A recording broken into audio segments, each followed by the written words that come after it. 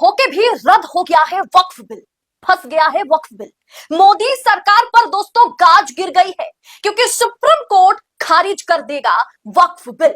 पूरी खबर आपको मैं बतलाऊंगी तो आखिर तक वीडियो में बने रहिएगा। सुप्रीम कोर्ट के वरिष्ठ वकील ने चैलेंज कर दिया है कि वक्फ बिल सदन के बाद सुप्रीम कोर्ट में रद्द होकर के रहेगा। 2 अप्रैल देर रात को लोकसभा में 232 वोटों के साथ और 3 अप्रैल देर रात 95 पक्ष में बड़े वोटों के साथ राज्यसभा और लोकसभा दोनों सदनों में वक्फ संशोधन बिल पास हो गया है, जिसके बाद इस बिल को कानूनी जमा पहना दिया गया है। लेकिन वक्फ संशोधन बिल पास होने के बाद भी यह बिल रद्द हो जाएगा। बड़ा ऐलान सुप्रीम कोर्ट के वरिष्ठ वकील और कांग्रेस सांसद अभिषेक मनु सिंघवी ने कर दिया है। यह बिल भले ही दोनों सदनों में नायडू और नीतीश को डरा धमकाकर के पास कराया गया हो, लेकिन यह बिल कानून बनते ही रद्द हो जाएगा। पर कैसे, आइए जानते हैं। पहले खबर देखिए। बिल को थोपा गया, अदालत कर देगी खारिज। वक्फ बिल को लेकर के अभिषेक मनु सिंघवी का केंद्र सरकार पर बड़ा हमला। अभिषेक मनु सिंघवी कांग्रेस के राज्यसभा सांसद हैं और सुप्रीम कोर्ट में सरकार के खिलाफ लड़ने वाले वरिष्ठ वकीलों में शुमार हैं। कोर्ट में सरकार को धूल चटाने वाले अभिषेक मनु सिंघवी ने कहा है कि यह केस संसद में नहीं कोर्ट में लड़ा जाएगा और अदालत इस बिल को पूरी तरीके से असंवैधानिक करार देगी, खारिज कर देगी।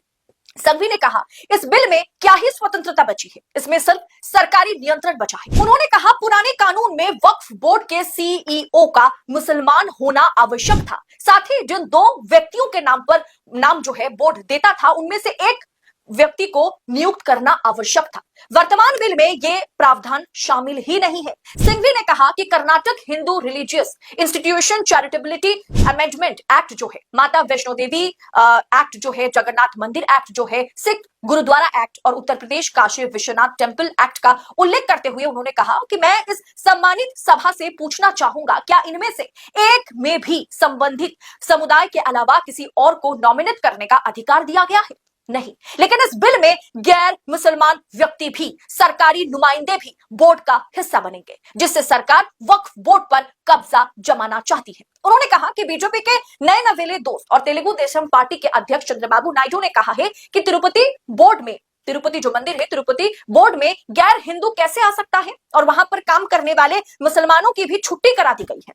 उनका सराहना करते हुए सिंघवी ने पूछा कि सरकार अब किस आधार पर ये आप कह सकते हैं कि अमेंड कर रही है, वक्फ बोर्ड को संशोधन में लाया गया है।